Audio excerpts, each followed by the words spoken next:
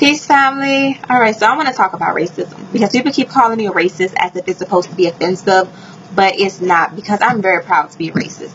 And reason being is because, for one, I understand that when you add the ist suffix to a word, that means that you are passionate about that subject, or you an expert in that area, or you study that field. Alright, so that's why you have your scientists, your dentists, your florists. So yes, indeed, I am a racist. Okay, I'm very passionate about my people.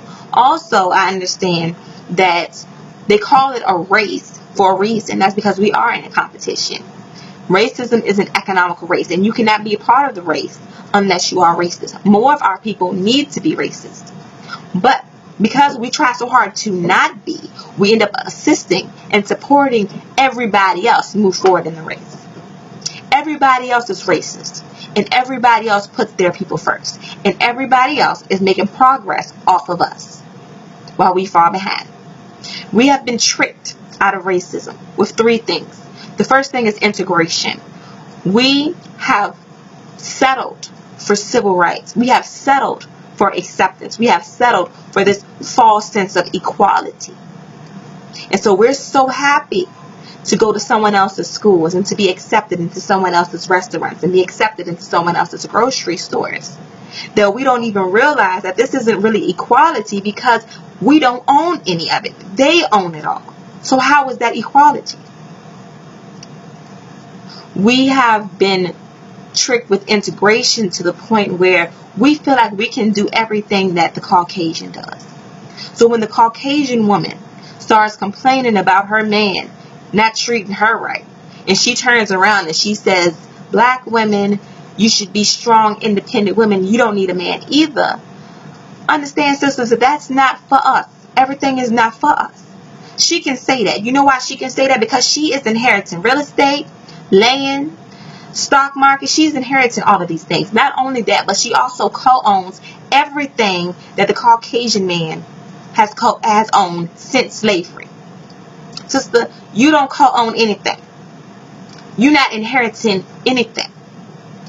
So by you saying that you're a strong, independent woman, you can do it all on your own, but then you sit around and you talk about the struggles, understand that you are, in a way, contributing to your own struggles by trying to do what these Caucasian women do. Understand that they are in advantage of you from birth. So they can say that crap. You can't. You can't. Everything is not for us.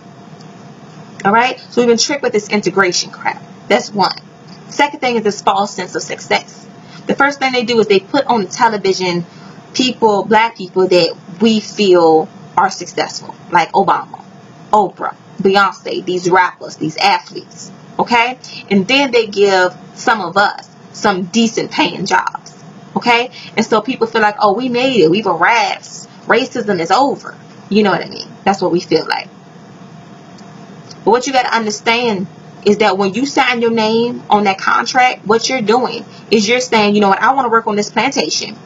I'm going to be the slave and you're going to be the slave owner. I know that sounds harsh. And family, please understand, I would never tell anybody to quit their job. Please do what you got to do to provide for you and your family. Because I understand that our people are not prepared. If all white people was to die today, my people wouldn't know what the hell to do, because we are not prepared. Okay? So no, I'm not telling you to quit your job. Do what you got to do.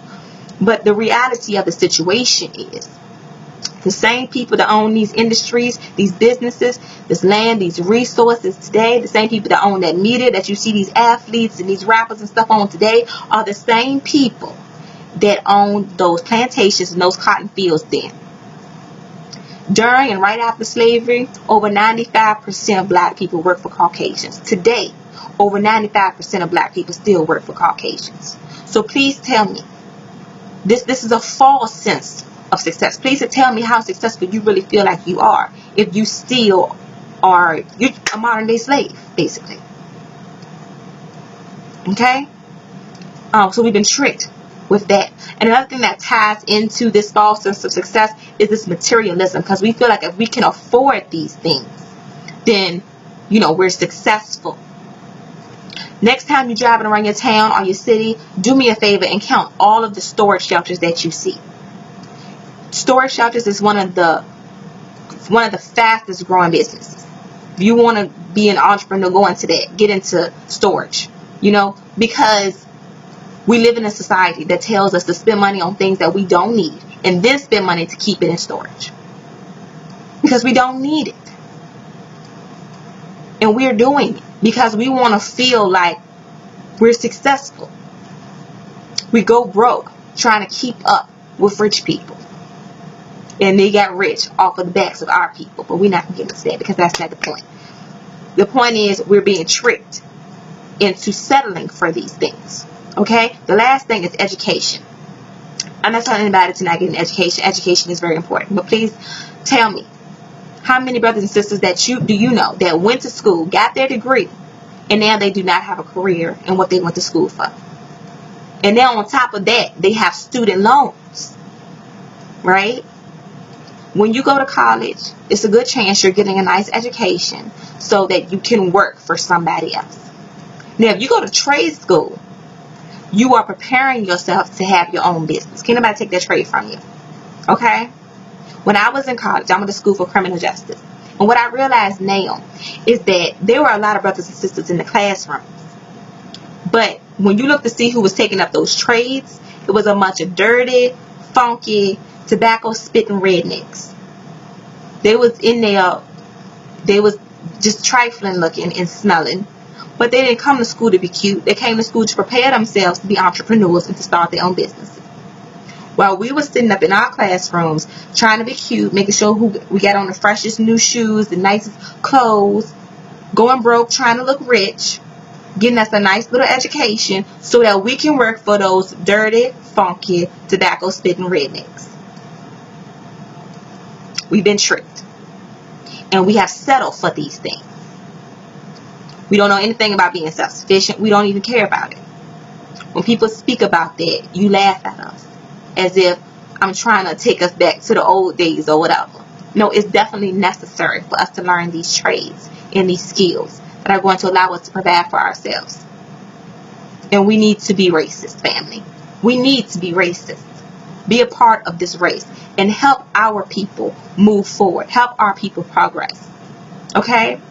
And instead of laughing at the way some of these other people are doing things, understand that they are ahead of us. So you can probably take some notes. Instead of laughing at Mexicans because there's 15 of them in one house, take some notes. They probably only have to put a couple hundred each to go towards the rent and the utilities. They're self-sufficient. They know how to cultivate land. Understand? And so while they're doing all of this and you laughing, you're not gonna be laughing when you're wondering why this Mexican restaurant just popped up out of nowhere. You don't see our people doing stuff like that though. Instead of laughing at the little Chinese boy behind the counter at the Chinese restaurant that's working, it's like 7, 8, 9 years old. Maybe you could take some notes. Because when that child was 13, 14 years old, he gonna know how to run his own business. Your child gonna know how to play video games. And they're laughing at us because they don't spend money for us. They don't come to us to spend money with us for anything. We spend money with them. Again, we are assisting and supporting everybody else into moving forward in this race while we fall behind. Alright? And so yeah, family, that's pretty much all I had to say. Yes, I am a racist. You need to be a racist too. You need to put your race first. You need to be passionate about your race. And you need to help in any way you can contribute to the progression of our people in this race because we are falling behind. Alright? Family, this is tax season. When you get your money, please do not take it and spend it on a bunch of crap that you do not need. Please invest into something. At least invest into something that your child can inherit so they can have a nice start since you did. You know, and yeah, like I said, that's pretty much all I have to say. I'm not going to stop now because it's getting to be 10 minutes. Alright, so I'm finished. Peace, family.